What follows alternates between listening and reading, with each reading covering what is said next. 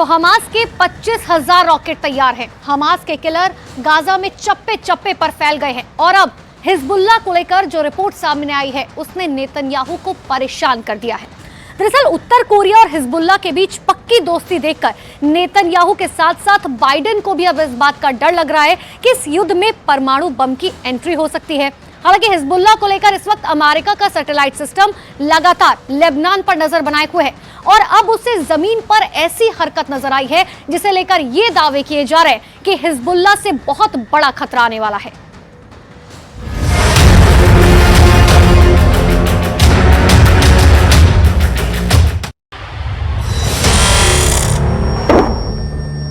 Hezbollah का सबसे नया वीडियो। लेबनान इजराइल बॉर्डर पर एक पोस्ट के पास सफेद रंग का ट्रक जा रहा है, तभी होता है एंटी टैंक मिसाइल से हमला। इस हमले में ट्रक पूरी तरह जलने लगता है।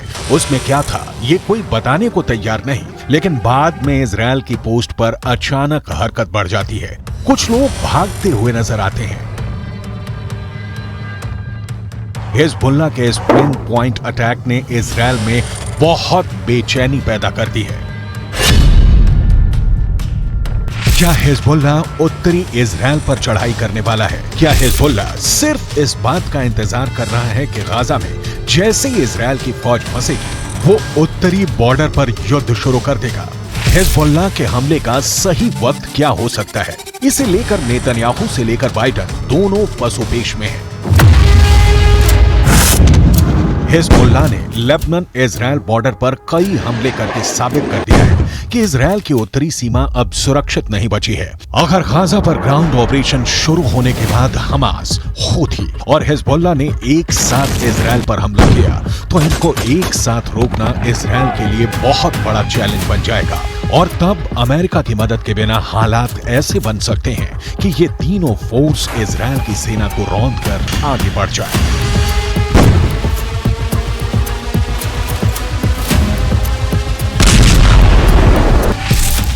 गाजा में हमास के लड़ाकों की तादाद 40 से 50 हजार के करीब है।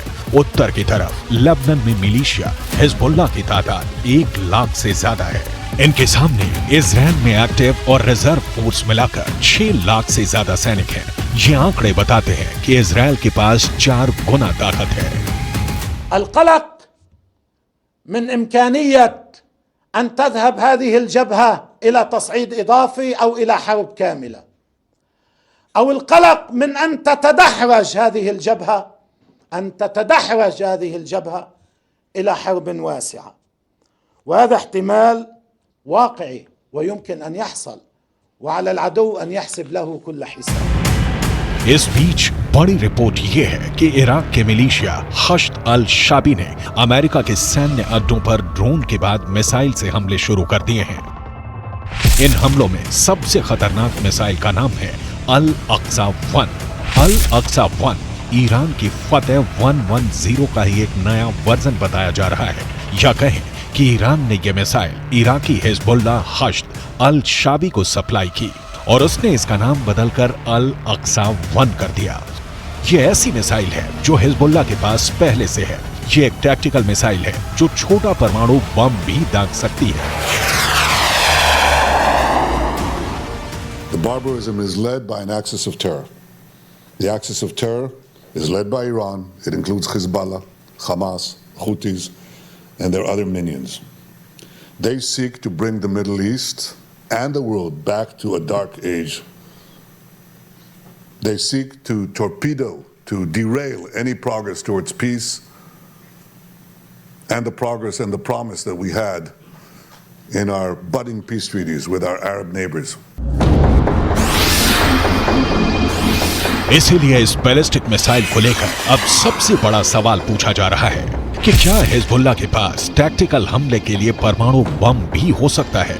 ऐसा परमाणु बम जिससे कम दायरे में बड़ी तबाही मचाई जा सके। क्या हिजबुल्लाह के चीफ हसन नसरल्लाह ने यह परमाणु सीक्रेट अभी तक छुपा कर रखा हुआ है?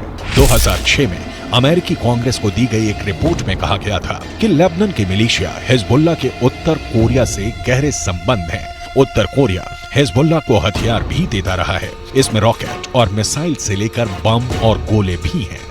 उत्तर कोरिया के लीडर किम जोंग उन को हिजबुल्लाह का बहुत बड़ा फैन कहा जाता है। उत्तर कोरिया ने फिलिस्तीन का भी हमेशा समर्थन किया है और अब दक्षिण कोरिया से ऐसी रिपोर्ट आ रही है कि जो रॉकेट हमास और हिजबुल्लाह इस्तेमाल कर रहे हैं उन पर मेड इन उत्तर कोरिया वाली छाप लगी हुई है। इनका लॉन्चिंग सिस्टम 2014 में ही उत्तर कोरिया से सप्लाई किया गया था। ऐसे रॉकेट हमास को भी मिले, हिजबुल्लाह को भी दिए गए। इसमें 122 मिलीमीटर का कात्यूशा रॉकेट भी है, जिससे हिजबुल्लाह ने उत्तरी इजराइल पर हमले तेज किए हैं। सवाल है, हिजबुल्लाह और किम जोंग उन का याराना डेंजर मार्क के ऊपर जा चुका है और क्या इसमें कोई परमाणु सीक्रेट भी छुपा हुआ है?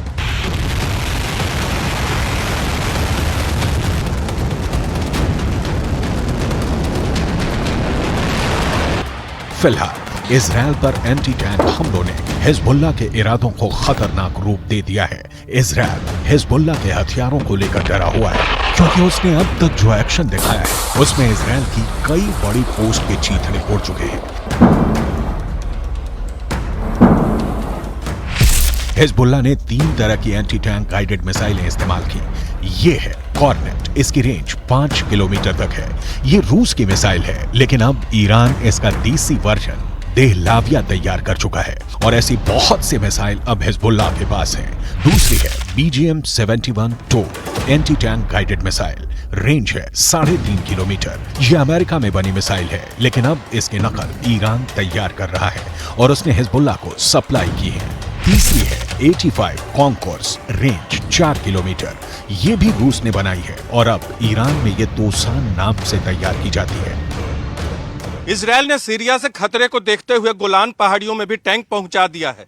ये हिस्सा पहले सीरिया का हिस्सा था, लेकिन 1967 के युद्ध में सीरिया से इजराइल ने इस हिस्से को अपने कब्जे में ले लिया। लेबनान, सीरिया और इजराइल के ट्राई जंक्शन वाले इलाके में हिजबुल्लाह का पूरा कंट्रोल है। इजराइल पर वार करने के लिए उसको जो मिसाइल मिली है वो उसे ईरान से सप्लाई की जाती रही है और ऐसी मिसाइलों का हिजबुल्लाह के पास बहुत बड़ा जखीरा है।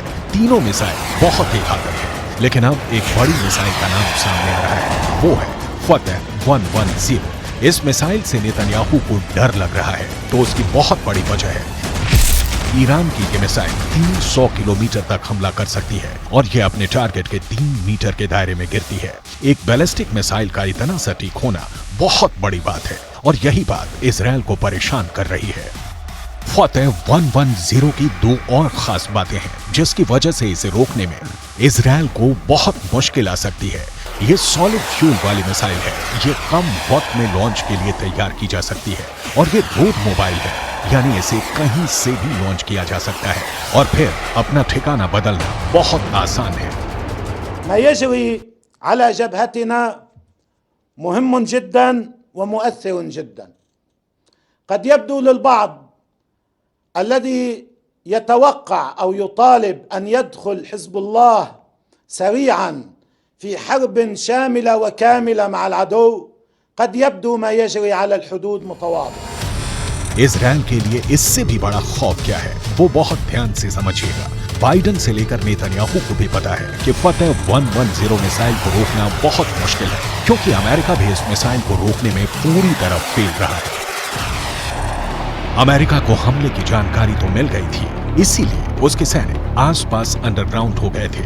तब ईरान ने फतेह मिसाइल का ही एक पुराना वर्जन इस्तेमाल किया था और अमेरिका के एयर डिफेंस सिस्टम इस मिसाइल को रोकने में नाकाम रहे थे। ईरान ने ऐसी करीब 20 मिसाइलें दागी थी। ये जहां गिरी वहां ऐसे ऐसे गड्ढे बने और 100 से ज्यादा अमेरिकी सैनिकों को धमाकों से गहरा सदमा पहुंचा था। देखा जाए तो इस वक्त पूरे पश्चिम एशिया में युद्ध की चिंगारी पहुंच चुकी है। इजराइल से लेकर गाजा तक, गाजा से निकली आग लेबनान तक पहुंच चुकी है। चिंगारी सीरिया और ईरान में भी नजर आ रही है और अब उत्तर कोरिया से मिले हथियार बड़ा खतरा बनते दिखाई दे रहे हैं। If they go strong, if they're not defeated, they will derail this process. They will imperil the entire Middle East. If the Middle East falls to the axis of terror, Europe will be next, and no one will be safe. This is not a local battle. This is a global battle. The paramount need is to defeat this axis, That battle is now being waged by us against Hamas in Gaza. There is no substitute for victory.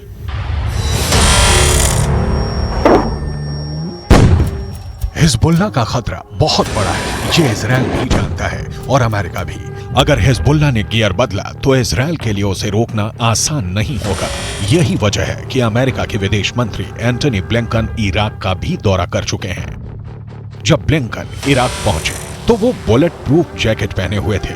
Iraq में ऐसा खतरा बताता है कि America इस वक्त वहां की मिलिशिया हश्द अल शाबी से भी घबराया हुआ है, क्योंकि ईरान समर्थित इस गुट ने अब इराक और सीरिया दोनों जगह अमेरिका के अड्डों पर हमले शुरू कर दिए हैं।